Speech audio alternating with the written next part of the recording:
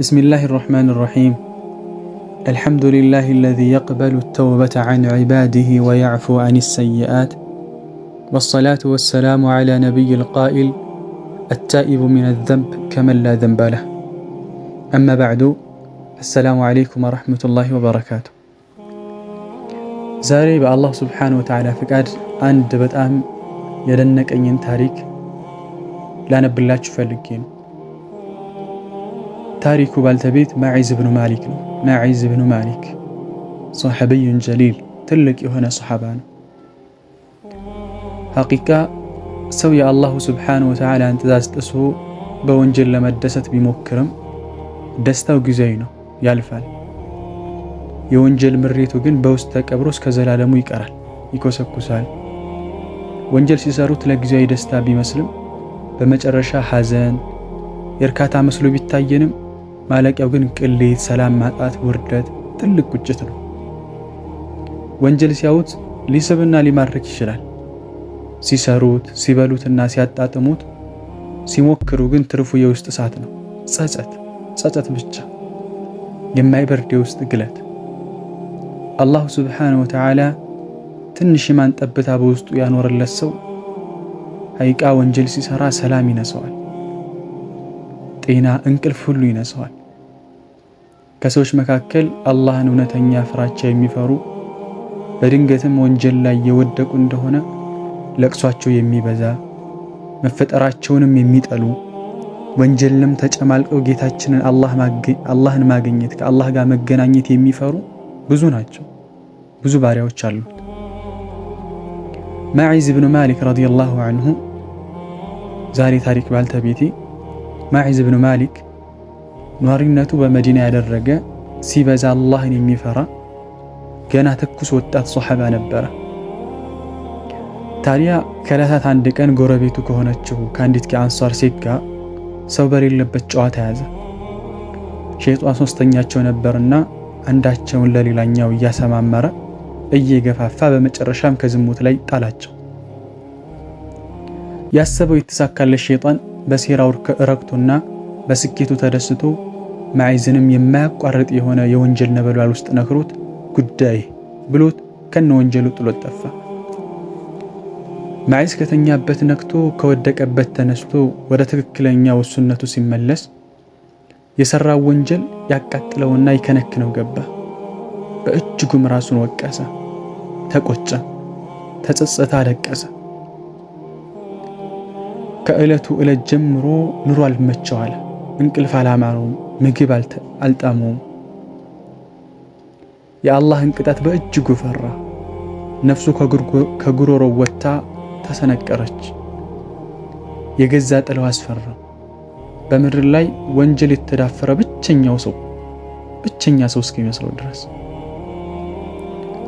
የቁጭት ወላፈኑን መቋቋም ሲያቅተው ህመም በሽታው ሲብስበት ውጋቱ አላስተኛ ሲለው ትዝጣዜ ወረፍት ሲነሳው ለሕክምና ወደ ልብ ስፔሻሊስቱ ታላቅ ሰው ረሱሉል አሚን ሰለላሁ ዐለይሂ ወሰለም ዘንድ መጣ።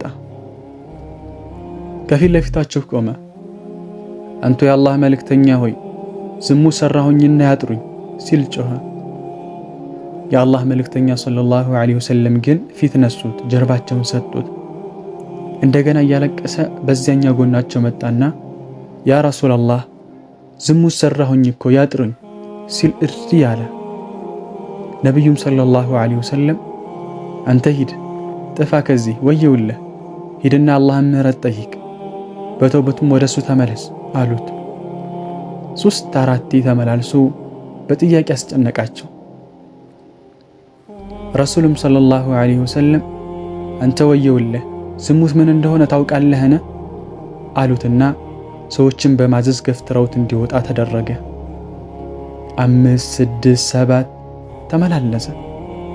በመጨረሻም ቢቸግራቸው ረሱል ሰለላሁ ዐለይሂ ወሰለም ወደ ሷሐቦቻቸው ዘወር አሉና እንዴት ነው ጤነኛ ነው ሲሉ ጠየቁ።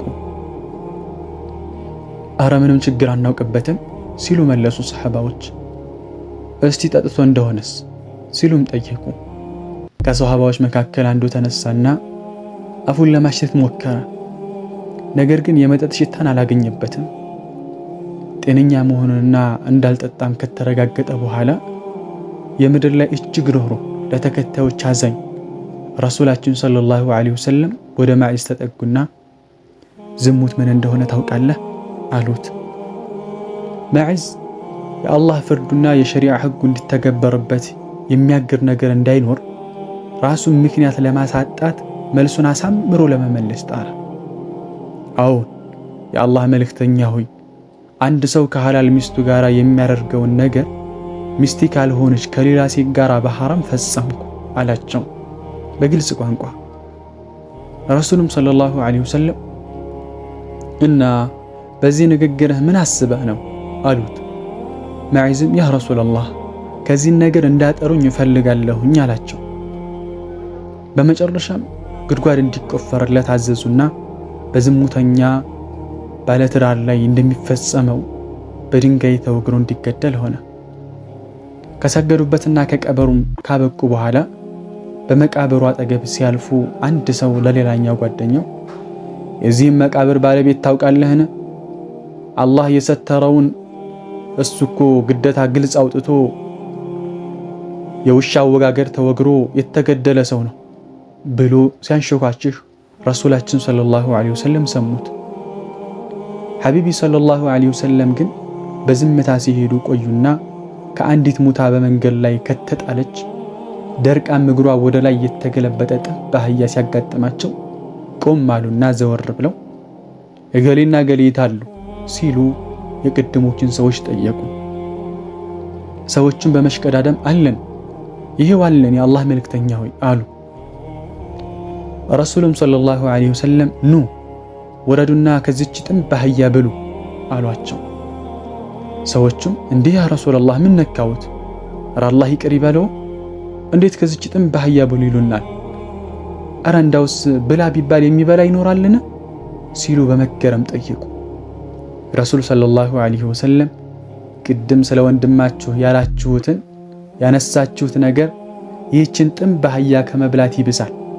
ወላሂ የሱ ተውባ ለሰዎች ሁሉ ቢከፋፈል ለስንት ህዝብ በቃ ነበር። ነፍሴ በእጁ በሆነችው ጌታ አመላለሁ እሱ አሁን በጀነት ወንዞች ውስጥ እየዋኘ ነው ሲሉ መለሱላቸው።